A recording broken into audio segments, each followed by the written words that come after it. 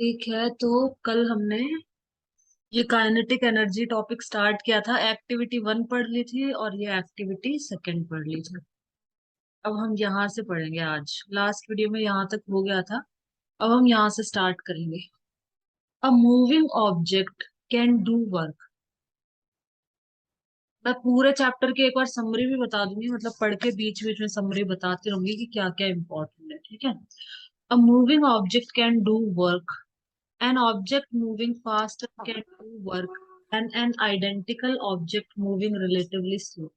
देखो, कोई भी मूविंग ऑब्जेक्ट होता है ना तो वो काम कर सकता है। ठीक है ना। कोई भी, ये एग्जांपल हमें इसीलिए दिखाया, ये ट्रॉली का एग्जांपल है ना यहाँ पे। ये ट्रॉली क्या है, मूविंग है, ये चल रही है। ठीक है। तो ये इस ब्लॉक पे धक्का लगा रही है ना, इस ब्लॉक को, मतलब फोर्स लगा रही है इस ब्लॉक के ऊपर। तो यहाँ पे काम कौन कर रहा है, ट्रॉली। ट्रॉली क्या कब काम कर रही है, जब ये मूविंग है। अब ये खड़ी रहती शांति से आराम से तो ये ब्लॉक को नहीं हिला पाती। ठीक है, काम ही नहीं करती कुछ, खड़ी रहती फिर। अब ये चल रही है ना ट्रॉली, तो ये काम कर रही है कि कैसे काम कर रही है, ये ब्लॉक पे फोर्स लगा रही है, ब्लॉक को हिट कर रही है। ठीक है। और ब्लॉक आगे की तरफ डिस्प्लेस कर रहा है, आगे की तरफ खिसक रहा है ब्लॉक। ठीक है। तो यहाँ पे मूविंग ऑब्जेक्ट काम कर सकता है। ये एक्टिविटी समझाई है। अब moving object can do work. ठीक है, मूविंग ऑब्जेक्ट काम कर सकता है। एन ऑब्जेक्ट मूविंग फास्टर, कोई ऑब्जेक्ट जो तेज मूव कर रहा है वो ज्यादा वर्क करेगा। कैसे, देखो। ये भी इसी एक्टिविटी से हमें समझाने की कोशिश करी है। इन्होंने क्या बोला था कि ट्रॉली को थोड़ा तेज मूव कराओ अब। और तेज मूव कराने के बाद वापस यहाँ पे ब्लॉक रखो और वापस उसको हिट करवाओ वापस। मतलब उस ब्लॉक पे फोर्स लगाएगी, ट्रॉली हिट करेगी बॉक्स बॉक्स को। और ये बॉक्स, ये जब तेज मूव करेगी ट्रॉली तक तो ये बॉक्स ज्यादा डिस्प्लेस हो जाएगा। तो मतलब ज्यादा वर्क कर रही है। तो जो फास्ट मूविंग ऑब्जेक्ट होता है वो ज्यादा वर्क करता है स्लो मूविंग ऑब्जेक्ट से। तो ये एग्जांपल हमें इसीलिए यहाँ पे ऊपर दिया है। ठीक है, ये चीज समझाने के लिए कि an object moving faster can do more work. जो ऑब्जेक्ट तेजी से मूव कर रहा है वो ज्यादा काम कर सकता है। ठीक है। देन एन आइडेंटिकल ऑब्जेक्ट, वही सेम ऑब्जेक्ट अगर स्लो मूव कर रहा है तो फास्ट मूविंग ऑब्जेक्ट ज्यादा वर्क करेगा रिलेटिवली लो मूविंग ऑब्जेक्ट से। ठीक है, इसके कंपेरेटिवली ये फास्ट मूविंग ऑब्जेक्ट ज्यादा काम करेगा। ये ऊपर एग्जांपल से हमें, एक्टिविटी से हमें यही समझा है। अब मूविंग बुलेट। अब जब मूविंग बुलेट होती है, जो गन अपन चलाते हैं ना, बंदूक चलाते हैं, गन चलाते हैं, तो बुलेट उसमें कितनी, जो मूविंग बुलेट होती है वो किसी ना किसी वुड में या कहीं भी जहां हम चला रहे हैं वह उसके अंदर चली जाती है वो। ठीक है। ब्लोइंग विंड, जो हवा चलती रहती है तेजी से, रोट, ये सब वर्क करती है ना एक तरह से, जैसे पत्ते को उड़ा के ले गई हवा चल रही है तो। रोटेटिंग व्हील, घूमता हुआ पहिया वो भी वर्क करता है। मतलब किसी भी, जैसे ट्रक है, ट्रक के नीचे पहिए लगा दिए तो उसको आगे की तरफ ले जा रहा है ना, तो रोटेटिंग व्हील। ये सबके सब वर्क करते हैं। अ स्पीडिंग स्टोन, कोई स्टोन है जो अपने बहुत तेजी से फेंक दिया, कैन डू वर्क। तो ये सबके सब वर्क कर सकते हैं। How does a bullet pierce the target, जो बुलेट है वो टारगेट को पियर्स कर देती है। पियर्स मतलब एक तरह से छेद देना उसको, उसके अंदर घुस जाना किसी भी चीज, जैसे लकड़ी है तो लकड़ी के अंदर घुस जाना। ठीक है। बुलेट का, जब अपन बंदूक चलाते हैं तो उसमें से जो बुलेट निकलती है। हाउ डज अ बुलेट, तो ये बुलेट कैसे पियर्स कर देती है किसी भी टारगेट को। How does the wind move the blades of a wind mill, wind mill जो होती है ना, जिसको हवा चक्की भी बोलते हैं हिंदी में। तो जो विंड होती है, हवा होती है, वो विंड मिल की सारी ये जो पंखुड़ियां होती है इनको हिला देती है, मतलब इनको चला देती है, सबको मूव करवा देती है इनको। ऐसी विंड मिल इस तरह की होती है। ठीक है ना। ये ऐसे एरिया में लगाए जाते हैं जहाँ पे ज्यादातर विंड चलती हो, और फिर इसको विंड एनर्जी को किस में कन्वर्ट किया जाता है, इलेक्ट्रिकल एनर्जी में कन्वर्ट किया जाता है। How does the wind moves the blade of a wind mill, इसको कहते हैं विंड मिल। ये इसकी ब्लेड हो गई, 3 या 4 इतनी कुछ होती है। तो ये विंड मिल की ब्लेड्स है। इनको जो विंड है, हवा है, वो इनको मूव करवा देती है। ठीक है। विंड हम मूविंग एयर के लिए यूज करते हैं, जो मूविंग एयर होती है उसको हम विंड बोलते हैं। अब देखो आगे, objects in motion causes energy. तो इसका मतलब क्या हुआ, हमने ऊपर से कितनी सारी चीजें देखी। जो विंड है, देखो ये विंड मिल को चला रही है, मतलब विंड काम कर रही है ना, हवा कुछ काम करे ना, विंड मिल की ब्लेड्स को इसने घुमा दिया। ये जो बुलेट है, जो बुलेट फास्ट मूव कर रही है, वो किसी टारगेट के अंदर घुस जाती है। तो ये सारी की सारी चीजें काम कर रही है। इसका मतलब यहाँ से हमें ये समझ आया, ये इंपॉर्टेंट है, इसको टिक कर लेना। Object in motion possesses energy, kinetic energy यही होती है। We call this energy kinetic energy, इसी को कहते हैं काइनेटिक एनर्जी। सिंपल सी भाषा, अब आगे और अच्छे से समझाएंगे। बस है यही काइनेटिक एनर्जी, इसी को बार बार समझाएंगे अब आगे। काइनेटिक एनर्जी का मतलब होता है object in motion possesses energy. कोई भी ऑब्जेक्ट, कोई भी वस्तु, कोई भी चीज जो मोशन में है, जो चल रही है, उसमें एनर्जी होगी, और उस एनर्जी को कहा जाता है काइनेटिक एनर्जी। सिंपल सा, we call this energy kinetic energy. वापस एक बार एग्जांपल से समझा देती हूँ पूरे। जैसे हवा है, हवा चल रही है, वो हवा चल रही है तो वो कुछ ना कुछ काम कर रही है ना। तो कोई भी मूविंग चीज, इसको भी थोड़ा सा वैसे टिक कर लो समझने के लिए काइनेटिक एनर्जी को। कोई भी मूविंग ऑब्जेक्ट है वो काम कर सकता है। जैसे हवा है, हवा चल रही है तो विंड मिल की ब्लेड्स को घुमा रही है, मूव करवा रही है इनको, तो हवा काम कर रही है ना एक तरह से।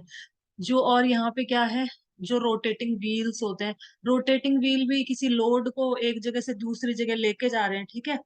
और ये मूविंग बुलेट होती है, किसी टारगेट के अंदर चली गई, मतलब ये कुछ ना कुछ काम कर रहे हैं। तो a moving object can do work. जो मूविंग ऑब्जेक्ट होता है, चलता हुआ ऑब्जेक्ट है, वो काम कर सकता है। जैसे ट्रॉली है, ऊपर एग्जाम्पल में वो मूविंग थी, चल रही थी ट्रॉली। तो ट्रॉली चल रही है तो इसका मतलब फिर वो क्या करेगी, वो दूसरे ऑब्जेक्ट को हिट कर रही है, तो वो एक तरह से काम कर रही है ना।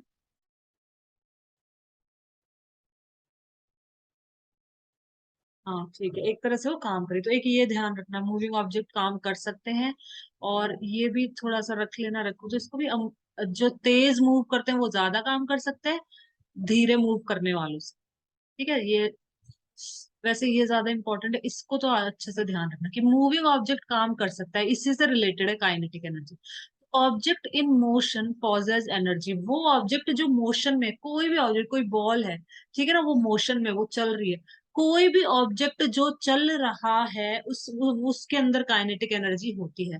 पॉजेस का मतलब होता है होना, जैसे एक तरह से देखो, यहाँ से मैं, यहाँ से लिख भी लो पॉजेस। पॉजेस,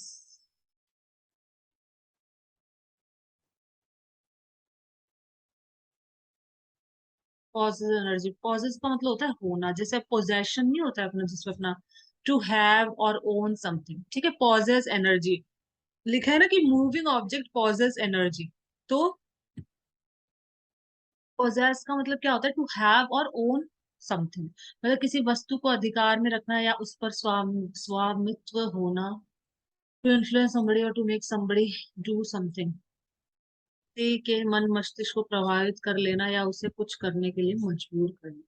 अपना फर्स्ट वाला है ये लिख। पोजेस का मतलब है टू हैव और ओन समथिंग, ठीक है। तो कोई भी मूविंग ऑब्जेक्ट है वो एनर्जी पोजेस करता है, मतलब उसमें एनर्जी है।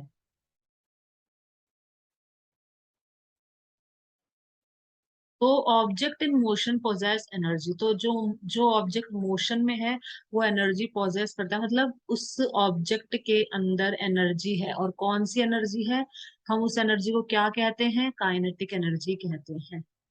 सिंपल सा, अब यही आगे चलता रहेगा कि मूविंग ऑब्जेक्ट में एक एनर्जी होती है, उसको कहा जाता है काइनेटिक एनर्जी।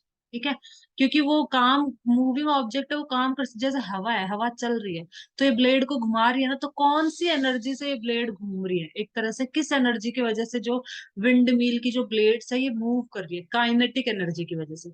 क्यों काइनेटिक एनर्जी, क्यों, क्योंकि विंड एक मूविंग चीज हो गई, मूविंग है, ठीक है। तो मूविंग के अंदर जो भी एनर्जी होती है वो काइनेटिक एनर्जी होती है। कोई भी वस्तु जो चल रही है, जो मोशन में है, जो मूविंग है, उसके अंदर काइनेटिक एनर्जी होगी, बस यही है काइनेटिक एनर्जी पूरी। अ फॉलिंग कोकोनट, एक कोकोनट ऊपर से गिर रहा है, ठीक है, वो भी मूविंग हो गया। अ स्पीडिंग कार, कार चलती हुई कार, वो भी मूविंग हो गई। अ रोलिंग स्टोन, एक स्टोन है जो रोल कर रहा है, मतलब गोल गोल गोल गोल आगे जाके चलता जा रहा है, वो भी मूविंग हो गया।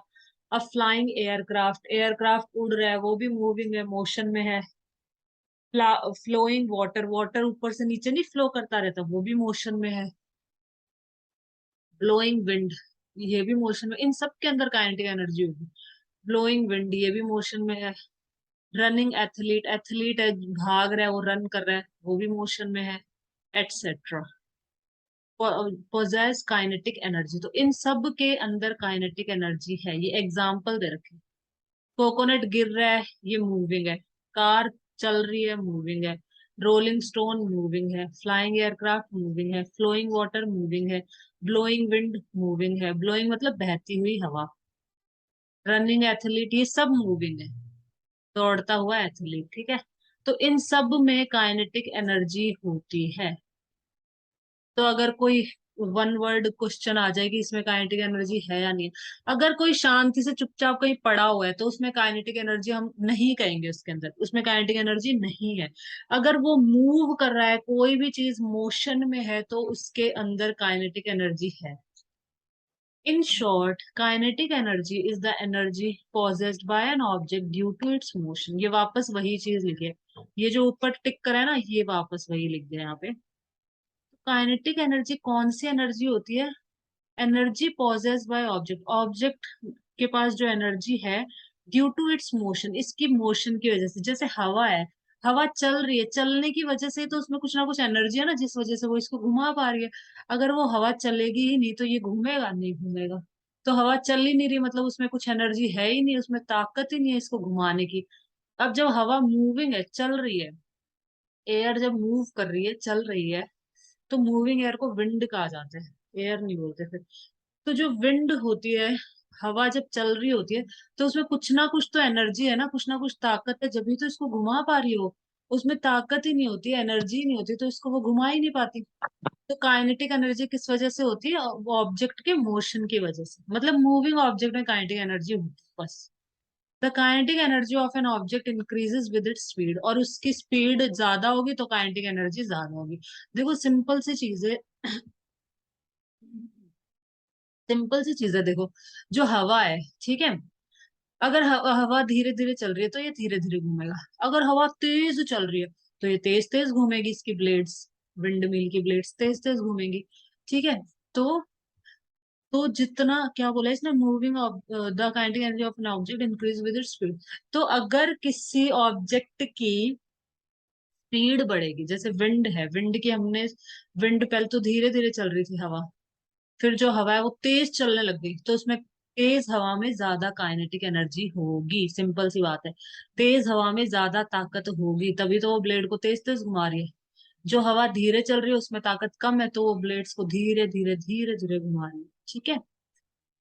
तो जो अगर स्पीड हम बढ़ा देंगे तो उसकी काइनेटिक एनर्जी बढ़ जाएगी, इसको भी टिक कर लेना। The kinetic energy of an object increases with its speed. कोई भी ऑब्जेक्ट है, उसकी स्पीड बढ़ा देंगे तो उसकी काइनेटिक एनर्जी भी बढ़ जाएगी। बस यही है काइनेटिक एनर्जी का मेन। फिर नीचे इसका फॉर्मूला है, how much energy is possessed by a moving body by virtue of its motion. वापस वही चीजें लिखी हैं कि मोशन की वजह से उसमें कितनी एनर्जी होती है किसी भी ऑब्जेक्ट में। By definition, we say that the kinetic energy of a body moving with a certain velocity is equal to the work done। अब ये फॉर्मूला आ जाएगा नीचे कि कितनी काइनेटिक एनर्जी होती है। इसने पूछा ना, how much energy is possessed by a moving object by virtue of its motion। मतलब जो मूविंग ऑब्जेक्ट है, तो उसके मोशन की वजह से उसमें कितनी काइनेटिक एनर्जी है, हाउ मच, कितनी कहेंगे हम कि हाँ भाई इसमें इतनी है, इसमें इतनी है, इसमें इतनी है। कुछ डिफाइन तो करो, तो नीचे फॉर्मूले से बताएंगे कि किसी भी मूविंग ऑब्जेक्ट की काइनेटिक एनर्जी कैसे निकाली जाती है। कि कोई बॉल है, वो मूव कर रही है, तो इसमें अब इसकी काइनेटिक एनर्जी क्या है, वो कैसे निकालें, वो निकालने का भी फॉर्मूला आएगा नीचे। By definition we say that the kinetic energy of a body moving with a certain velocity। कोई ऑब्जेक्ट है जो किसी वेलोसिटी से मूव कर रहा है, कोई सर्टेन मतलब कोई निश्चित वेलोसिटी से वो मूव कर रहा है, ठीक है। वेलोसिटी मतलब एक तरह से स्पीड ही होती है, स्पीड विद डायरेक्शन, ठीक है। वेलोसिटी ये होती है किसी निश्चित स्पीड से मूव कर रहा है। जैसे सपोज ये 10 मीटर पर सेकेंड, मतलब 10 मीटर मूव कर रही है हर सेकेंड में, ये बॉल सपोज करो 10 मीटर पर सेकेंड की स्पीड से मूव कर रही है, तो इसकी वेलोसिटी, और इस डायरेक्शन में मूव कर रही है, तो इसकी वेलोसिटी क्या हो गई, इस बॉल की वेलोसिटी है 10 मीटर पर सेकेंड। मतलब कोई ऑब्जेक्ट है जो सर्टेन वेलोसिटी से मूव कर रहा है, तो उसकी काइनेटिक एनर्जी कितनी होगी, is equal to the work done on it to make it acquire that velocity. तो इस पे कितना काम करा गया है इस ये वेलोसिटी देने के लिए, मतलब इसको बैट से मारा है, कैसे भी हमने मारा है ना, तो कितना वर्क डन हुआ है इसके ऊपर। मतलब वर्क डन क्या था, फोर्स इनटू डिस्प्लेसमेंट। देखो यहाँ देखो, ये देखो इसमें, let us now express the kinetic energy of an object in the form of equation की फॉर्म में हम एक्सप्रेस करेंगे, अभी नीचे आएगी। Consider N object of mass m। एक ऑब्जेक्ट ले लेते हैं खुशी, जैसे हम बॉल ले लेते हैं, सबसे सिंपल है। मैंने एक बॉल ले ली, इसका मास ले लिया, कुछ भी हो सकता है, इसका मास है m। Moving with a uniform velocity u, ये किसी वेलोसिटी से मूव कर रही है, u वेलोसिटी से। वेलोसिटी मतलब कुछ भी नहीं है, वेलोसिटी का मतलब होता है स्पीड विद डायरेक्शन।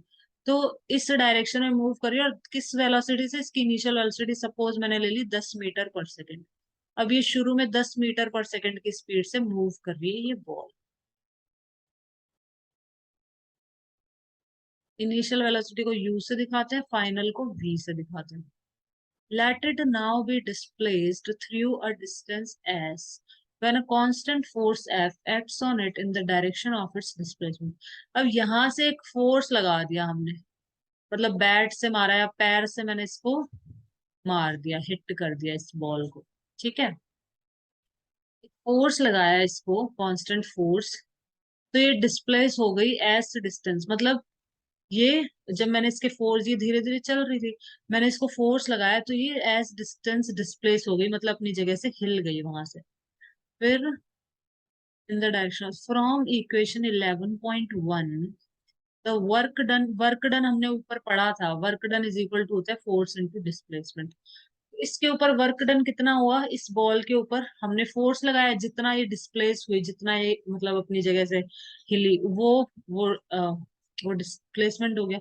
तो work done is equal to force into displacement होता है, ये हमने पढ़ा था। The work done on the object will cause a change in its velocity.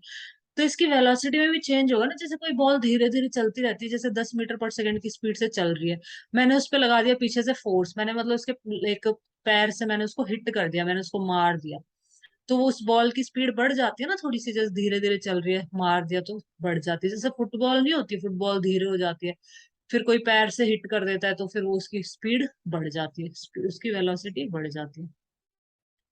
तो क्या है यहाँ पे, the work done on the object will cause a change in its velocity. तो इस वर्क डन की वजह से इसकी वेलोसिटी चेंज हुई, कुछ ना कुछ वेलोसिटी होगी ना। तो let's its velocity change from u to v। तो सपोज इसकी वेलोसिटी u से v हो गई है, ठीक है, हो गई है, ठीक है। Let a be the acceleration produce. Acceleration क्या होता है, एक्सेलरेशन वेलोसिटी अपॉन टाइम, वो एक्सेलरेशन होता है। तो एक्सेलरेशन प्रोड्यूस है, एक्सेलरेशन मतलब जब अपन किसी भी चीज की स्पीड बढ़ाते हैं, तो एक तरह से अपन बोलते हैं ना एक्सेलरेट करा है, जैसे बाइक है, बाइक की मैं स्पीड बढ़ा रही हूँ, एक्सिलरेशन होता है वो, ठीक है ना। उसको बोलते हैं एक्सिलरेट, स्पीड को एक तरह से बढ़ाना। तो स्पीड यहाँ बढ़ा दी तो कुछ ना कुछ एक्सिलरेशन प्रोड्यूस हुआ है, ठीक है। ये सिंपल भाषा में मैंने बताया, एक्सिलरेशन एक तरह से हम जो स्पीड बढ़ाते हैं, मतलब वेलोसिटी को जो बढ़ाना, उसी का कहा जाता है acceleration. In section 8.5 we studied three equation of motion. हम पिछले 8th चैप्टर में हमने मोशन की 3 इक्वेशंस पढ़ी थी। The relation connecting the initial velocity and final velocity of an object moving with a uniform acceleration and displacement as, मतलब इन तीनों तीनों मोशन की इक्वेशन में से थर्ड इक्वेशन थी हमारी, जो इन तीनों चीजों को रिलेट कर रही है आपस में, ठीक है। रिलेशन बता रही है तीनों के बीच में, किस किस के बीच में, initial velocity, final velocity, acceleration और डिस्प्लेसमेंट, यही सारी बातें करी ना हमने यहाँ पे। तो इन तीनों के बीच में रिलेशन ये बता रही है थर्ड इक्वेशन। देखो फर्स्ट इक्वेशन हमने पढ़ी थी v is equal to u plus a t, ये मोशन की 3 इक्वेशंस होती हैं। सेकेंड इक्वेशन होती है s बराबर U T plus half A T का स्क्वायर, ठीक है, और ये तीसरी इक्वेशन, तो इस फर्स्ट और सेकंड तो हमारे काम आई नहीं है, हमारे काम आई है तीसरी। क्योंकि देखो इसमें u है, इसमें v नहीं है, नहीं है ना इसके अंदर v। हमें u भी चाहिए, v भी चाहिए, तो ये तो हमारे नहीं काम आई। यहाँ पे v u तो है, a भी है, लेकिन s नहीं है। यहाँ पे s है ना, s नहीं है, तो इसको भी यूज में नहीं लिया। ये v है फाइनल वेलोसिटी, इसलिए थर्ड वाली इक्वेशन को हमने यूज में लिया है। ठीक है, बता देते हैं।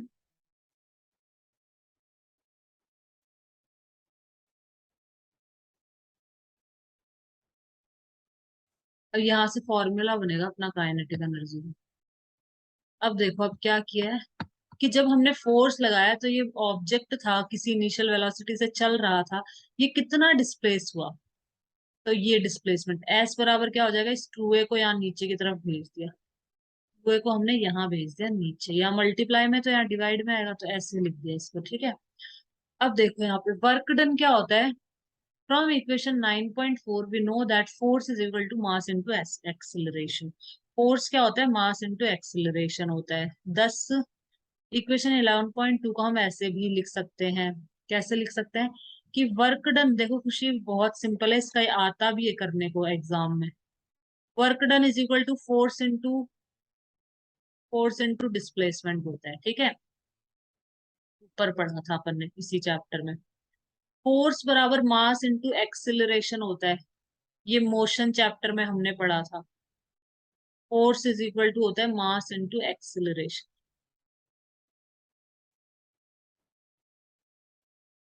एक्सिलरेट करना मतलब वेलोसिटी को बढ़ाना एक तरह से, पर यूनिट टाइम पे वेलोसिटी को इंक्रीज करना। एक्सिलरेशन जो बाइक का अपन स्पीड बढ़ाते हैं ना, जो अपन स्पीड कहते हैं बाइक की, अपन मतलब बाइक की स्पीड बढ़ाते हैं। वेलोसिटी हो गई स्पीड विद डायरेक्शन। ठीक है, तो बाइक की हम जो वेलोसिटी इंक्रीज कर रहे हैं, उसी को कहा जाता है एक्सिलरेट। हम एक्सिलरेट कर रहे हैं बाइक को। तो वर्क डन बराबर फोर्स इनटू एस होता है। तो यहाँ पे फिर वर्क डन बराबर फोर्स की जगह एम में लिख दिया और एस एज इट इज। तो यहाँ फोर्स की जगह एम में और एस की जगह ये ऊपर वाली चीज है ना, ये यहाँ लिख दी। अब इसको आगे सॉल्व करें, ये पूरा ऐसे करवाते हैं, पूरा का पूरा एग्जाम में ऐसे करना होता है कि इसको डिराइव करो कि ये फॉर्मूला कैसे आया। तो फिर आगे देखो, आगे क्या कर लिया इन्होंने, ए से ए को काट दिया, ए से ए कट जाएगा,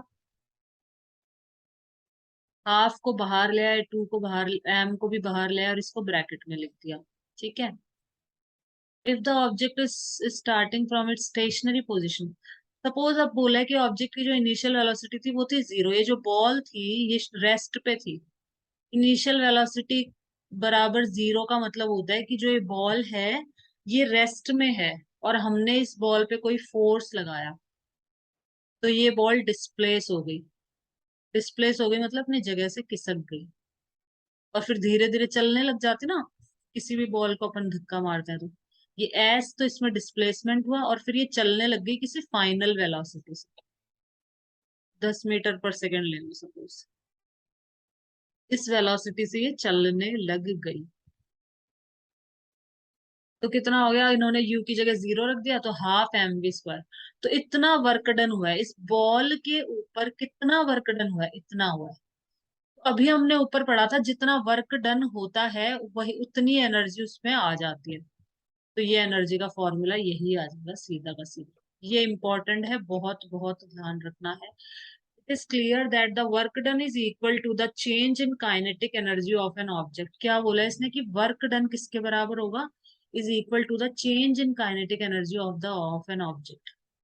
मतलब ऑब्जेक्ट की जो काइनेटिक एनर्जी चेंज हुई है वो वर्क डन की वजह से ही तो चेंज हुई है ना काइनेटिक एनर्जी।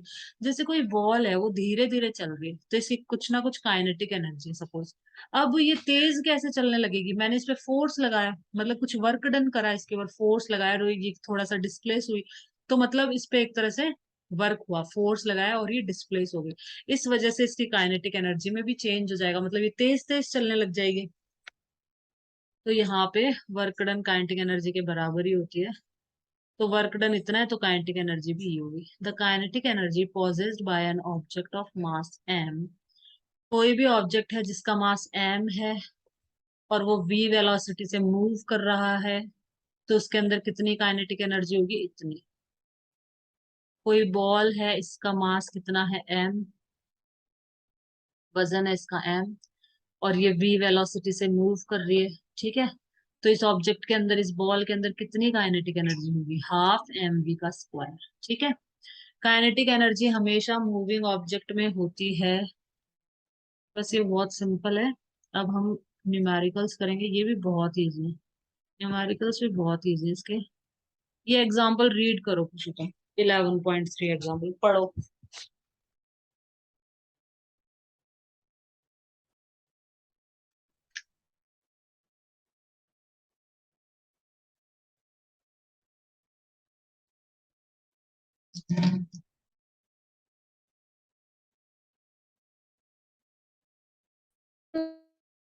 शुरू से पढ़ो, शुरू से पढ़ो, वापस से पढ़ो।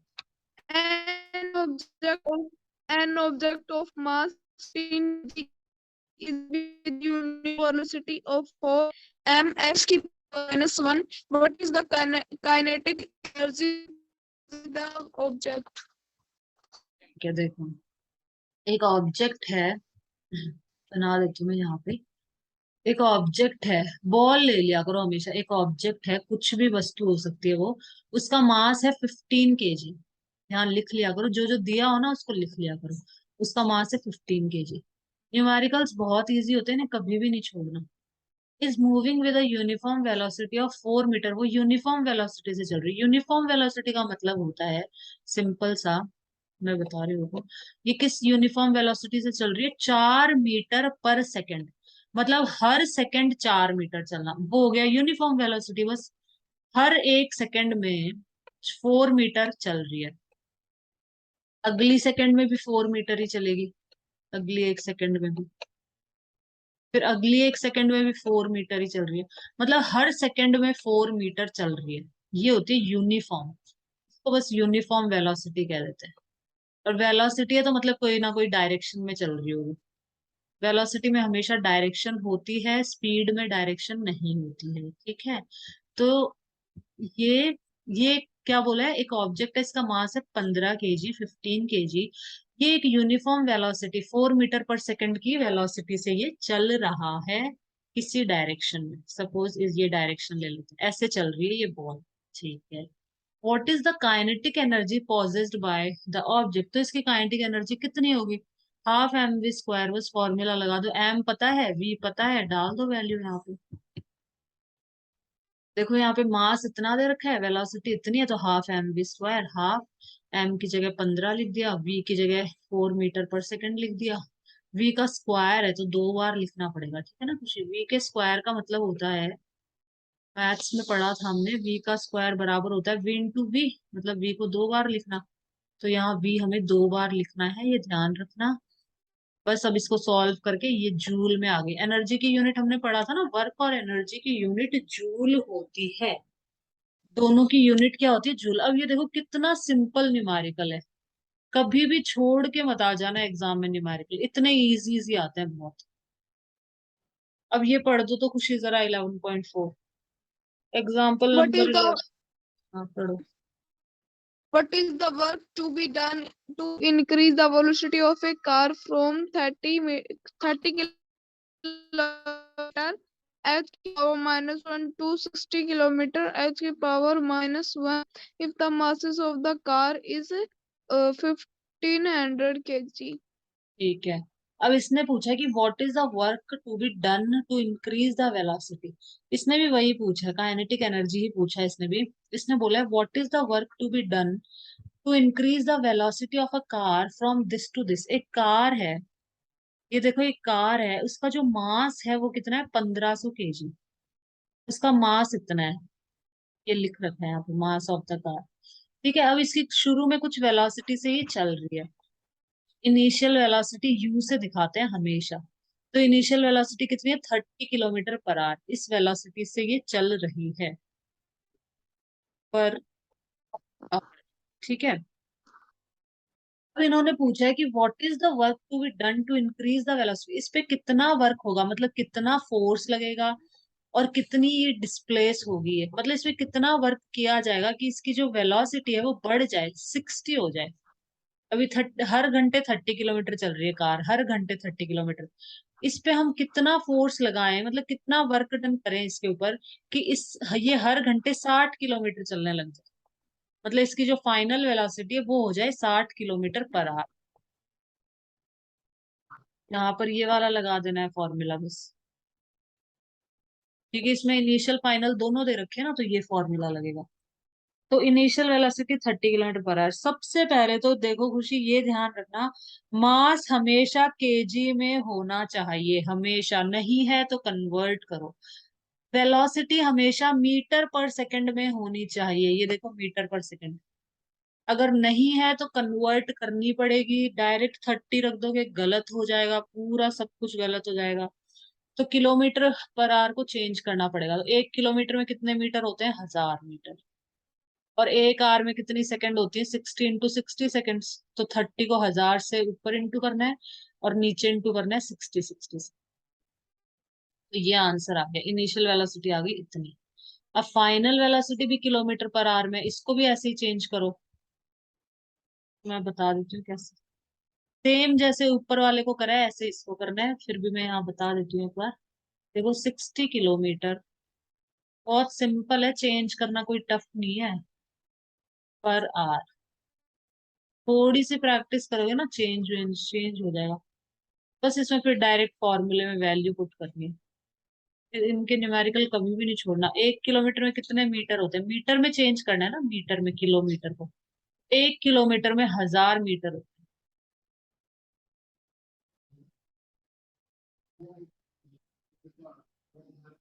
और 1 घंटे में कितनी सेकंड्स होती है? 1 आवर में 60 तो मिनट होती है, फिर हर मिनट में 60 सेकंड होती है, तो 1 आवर में सेकंड्स कितनी होगी? 60 × 60 हो जाती है, ठीक है। तो इसको बस काटो, यहाँ से जीरो को जीरो से काटा, मतलब इस जीरो को इस जीरो से, इस जीरो को इस जीरो से, 6 को 6 से काट दिया। 100/6, तो 100/6 को काटा तो 50/3 हो गया, ठीक है। 50/3 मीटर पर सेकंड आ गया। तो इस तरह से चेंज कर लेना है, बहुत सिंपल है, चेंज में कुछ नहीं है। अब यहाँ पे पहले इन्होंने ½ mu² निकाल लिया, मतलब ये इनिशियल वेलोसिटी डाल के, फिर इन्होंने फाइनल वेलोसिटी इतनी हो जाएगी, इन्होंने ऐसे निकाला। डायरेक्ट भी फॉर्मूला लगा सकते हैं ये वाला, ये डायरेक्ट भी लगा सकते हैं। ये पहले इनिशियल वेलोसिटी का, इनिशियल काइनेटिक एनर्जी, फिर फाइनल काइनेटिक, एफ लिखा है ना, फाइनल काइनेटिक एनर्जी इतनी आ गई, जूल में आएगी हमेशा। चेंज इन काइनेटिक एनर्जी दोनों को माइनस कर दो, मतलब इसको और इसको माइनस कर दो, तो ये आ जाएगा। डायरेक्ट ये फॉर्मूला भी लगा दोगे तो भी आंसर सही आ जाएगा एकदम। ये लगा दो चाहे डायरेक्ट, ठीक है। इन्होंने कुछ नहीं करा, इन्होंने अलग अलग कर दिया, यहाँ पे अलग, फाइनल अलग, और फिर दोनों को माइनस कर दिया, ठीक है। करी यही चीज है, बट ये इन्होंने थोड़ा बड़ा कर दिया। ये फॉर्मूला लगाना है, सिंपल सा, ये हो जाएगा, ठीक है। फॉर्मूला लगाने से पहले इंश्योर कर लेना कि जो यूनिट्स हैं वो मीटर पर सेकंड में होगा। ये किलोग्राम के अंदर होता है मास हमेशा। वेलोसिटी हमेशा मीटर पर सेकंड में होती है, वेलोसिटी की एसआई यूनिट। एसआई यूनिट इसीलिए तो ध्यान रखनी पड़ती है, वर्क की जूल है, ठीक है, और इसकी एनर्जी की भी जूल है, ये सारी यूनिट्स इसीलिए हमें ध्यान में रखनी पड़ती है। अब हम ये क्वेश्चंस कर लेते हैं। What is the kinetic energy of an object? Kinetic energy क्या होती है किसी भी ऑब्जेक्ट की? ऊपर पढ़ा था, energy possess by an object by virtue of its motion. ये All object in motion possesses हाँ, energy. That is called kinetic energy. हाँ ठीक है, इतना ही बहुत, ठीक है। तो हर मूविंग ऑब्जेक्ट के अंदर काइनेटिक एनर्जी होती है, ठीक है।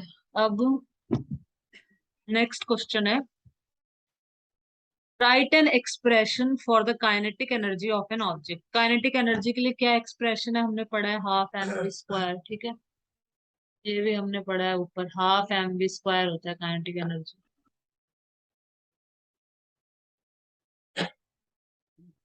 mv, और जूल में होती है, ठीक है ना, जूल इसकी यूनिट होती है।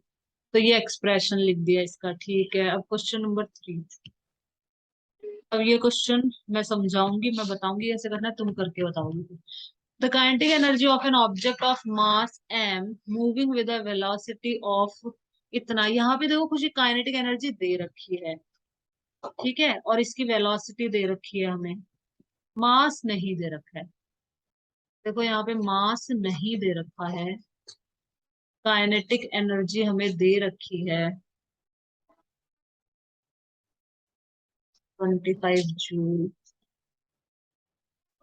वेलोसिटी हमें दे रखी है 5 मीटर पर second. What will be its kinetic energy when its velocity is doubled? अगर इसकी वेलोसिटी डबल कर दी जाए तो इसकी काइनेटिक एनर्जी क्या होगी? तो सबसे पहले तो यहाँ से एक बार मास